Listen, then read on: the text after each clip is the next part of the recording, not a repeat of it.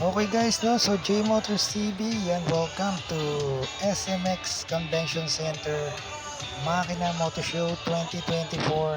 So nandito tayo sa showroom o sa display area ng SYM. So magre-release sila ng bagong tatlong unit ng SYM. Ito ay isa sa mga inaabangan talaga rito, no? So para makita natin na pumusto tayo sa unahan. So, check natin kung ano-anong mga unit ang ilalabas ng SYM. Alright? First of all, thank you for being here. Magandang hapon po sa inyong lahat. And second, I'd like to reintroduce myself. Papakilala ko ulit sarili ko. Pero this time, pwede ba tayong pumalakpak na parang nakita niyo si Piolo Pascual? Pwede ba? Ladies and gentlemen, please welcome your host, Mike Acuña. Hello, everyone!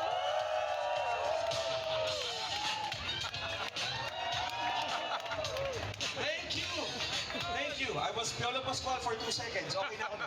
Ladies and gentlemen, magandang hapon po muli. Welcome to the Makina Moto Show 2024. Exciting times are upon us dito sa Benelli booth dahil, like I keep on mentioning, maaaring naririnig nyo na yung boses ko kanina pa, we are unveiling 5 bikes today. And in case you missed my name is Mike Acuña. Napakadali pong tandaan ang pangalan ko. Just look at what I'm holding. That's my name. Yes.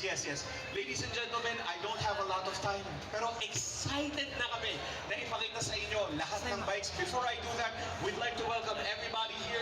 Gents, ladies, non-binaries, kasama din natin ang ating Cruise Sim Club. Palapakan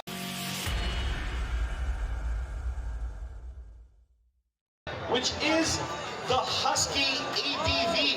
Nasa 150cc siya, ladies and gentlemen.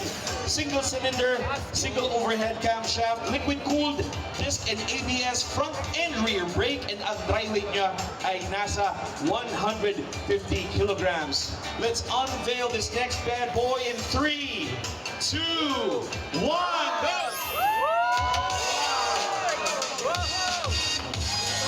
Right. Oh my God. That is impressive.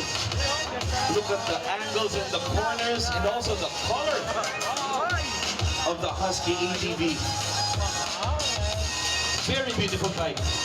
Ayan, napakaganda mga kaibigan. Alright. And now, last but definitely Okay guys, so eto na yung inaantay ng karamihan, no? Ang Husky 150. So yan, pinakita na ng SYM ang kanilang bagong adventure bike, Husky 150 mula sa SYM. So bibigyan ko lang kayo ng very quick review rito, no? So hindi pa to yung ating full review.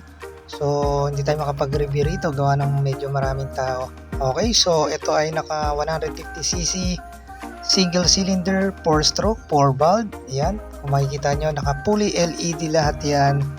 At yan ay may traction control at naka dual ABS channel yan. Naka independent swing arm.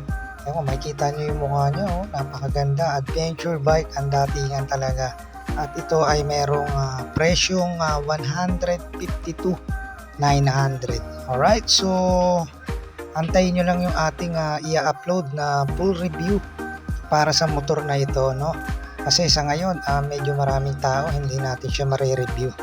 Okay, so antayin nyo sa ating YouTube channel, J Motors TV lang yan. So pa-like, share, and subscribe ng ating Facebook page and ang ating YouTube channel.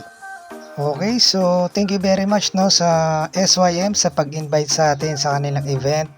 Yan, so thank you very much and God bless you all.